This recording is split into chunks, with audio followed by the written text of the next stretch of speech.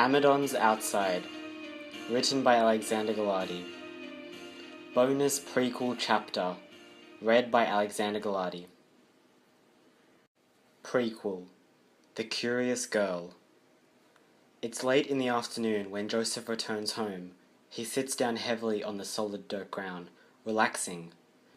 Jane, knitting in the opposite corner of the small room, looks up at him, sighing. "When will you tell her what you really do?" she asks. "When she's old enough," Joseph says, rubbing his eyes. "She has the strength, Joseph," Jane counters, dropping her near-completed blanket in her lap. "Well, she hasn't proven it to me." Joseph turns to her and smiles slightly. Jane shakes her head, retreating to her knitting. "You'll see," she continues. "She has your courage and strength." As Jane speaks the last words, the little girl runs through the curtained doorway. "Father!" she squeals. "You're back!" "Hey, Jess!" he welcomes as the girl leaps into his arms. "Where were you all day?" Jessica presses her face into Joseph's chest, smelling the aroma of trees and grass, before leaning into his side as he wraps his arms around her tightly. "I was with my friends, and one of them was telling me about the time when the Yippie came, and that she saw it."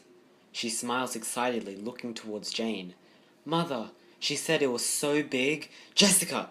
Jane cuts in. "Dear, I want you to remember that the Yippie aren't something to admire. You must know that people have nearly been killed by them." Jane crosses her arms and nods towards Jessica. "Understand?" Jessica shamefully looks down. "I understand. Also, can you light the fire for tonight? It's going to be cold again." Jessica's eyebrows drop and she stands, moving towards the large pit in the center of the room. She grabs 2 black stones to spark the fire for the evening. As she does, Jane carefully continues weaving the strings of yarn for the blanket she's making. Joseph yawns and reminds, "Jess, you must aim the sparks further into the pit." "That's it." "Father, what's even outside the protector anyway? My friend says it's beautiful." Joseph hesitates. "Jess, some things outside are bad, and some are good. I want you to know that what's outside isn't beautiful nor ugly. It's normal. Just what you'd expect to be normal in this world anyway."